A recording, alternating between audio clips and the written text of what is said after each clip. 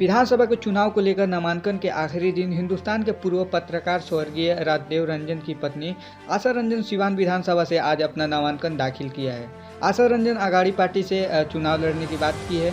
बता दें कि आशा रंजन अपने शिक्षिका की नौकरी को त्याग कर सिवान सदर विधानसभा से नामांकन दाखिल किया। मीडिया से बात करते वक्त उन्होंने कहा, अपराध और सिवान के विकास के लिए मैं चुनाव लड़ रही हूँ। आइए सुनते हैं आशा रंजन ने क्या कुछ कहा। आज आपने नामांकन कराया, किस पार्टी से कराया और किस मुद्दे को लेकर आप जनता के बीच गए? मैंने यूडीए की पार्टी में अलायंस है, वंचित बहुजन आघाड़ी पार्टी, और इसी पार्टी से मैंने अपना नॉमिनेशन किया है। और मेरा मेन मुद्दा है अपराध के खिलाफ लड़ाई लड़ना और सिवान की जनता को अपराध से मुक्त करना। सिवान में किन से इस बार आपकी लड़ाई होगी? सिवान में मेरी लड़ाई किसी एक व्यक्ति या किसी एक संस्था से नहीं है, मेरी लड़ाई पूरे सिस्टम से है। क्योंकि सिवान में जो सिस्टम है या बिहार में कहें जो सिस्टम है, उस सिस्टम में बदलाव बहुत ज़रूरी है, जो कि आज की आम जनता को चाहिए, और बस वही बदलाव मुझे सिवान में भी करना है। क्या लगता है कि अकेले आप सिस्टम बदल सकती हैं? देखिए, अकेले तो नहीं बदल सकती हूँ, लेकिन हाँ, सिवान की जनता मेरा साथ देगी, ये इस बात का मुझे पूर्ण विश्वास है। और सिवान की पूरी जनता, उसमें दलित, पिछड़ा वर्ग, कमज़ोर वर्ग, किसान वर्ग, सभी वर्गों को साथ लेकर के मुझे चलना है। और जब इतने सारे लोग जब मेरे साथ होंगे तो हर एक सिस्टम बदलेगा। अगर सिवान की जनता आपको प्रतिनिधित्व देती है तो आपकी प्राथमिकताएं क्या होंगी सिवान में? देखिए, सिवान में मेरी सबसे पहली प्राथमिकता होगी कि सिवान में जितने भी आए दिन अपराध होते हैं उन पर लगाम लगाई जाए।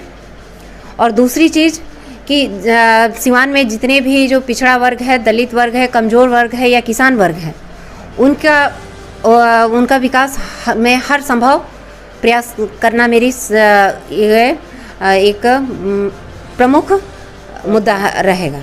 आप जॉब कर रही थी, अचानक आपने उस जॉब से रिजाइन दे दिया। क्या ये नहीं लगता है कि अगर आप लड़ाई में आई हैं तो कहीं ना कहीं बहुत बड़ी आपने त्याग की है? बिल्कुल। देखिए, मैं जॉब कर रही थी अपने लिए, अपने परिवार के लिए, लेकिन अपने और अपने परिवार के लिए तो सभी करते हैं। लेकिन अब मैंने मन बनाया है कि जनता के लिए कुछ करूं, सहयोग चाहिए। सिवान में इतने दिग्गज नेताएं हैं, चाहे वो ओम प्रकाश यादव हो या फिर अवध बिहारी चौधरी, इन सबको देखते हुए आप अपने जीत को लेकर कितना आश्वस्त हैं? जी, मैं पूर्ण रूप से मैं आश्वस्त हूँ, क्योंकि मैंने जिन मुद्दों को लिया है वो उसकी मैं भुक्तभोगी हूँ। और जब इंसान खुद भुक्तभोगी होता है तो उसको काम करने में आसानी होती है। और सिवान की जनता को मुझसे जुड़ने में कोई परेशानी नहीं होनी चाहिए, क्योंकि सिवान की जनता आज से 4 साल पहले भी मेरे साथ पूरी तन्मयता के साथ जुड़ी थी जब मेरे पति की हत्या कर दी थी।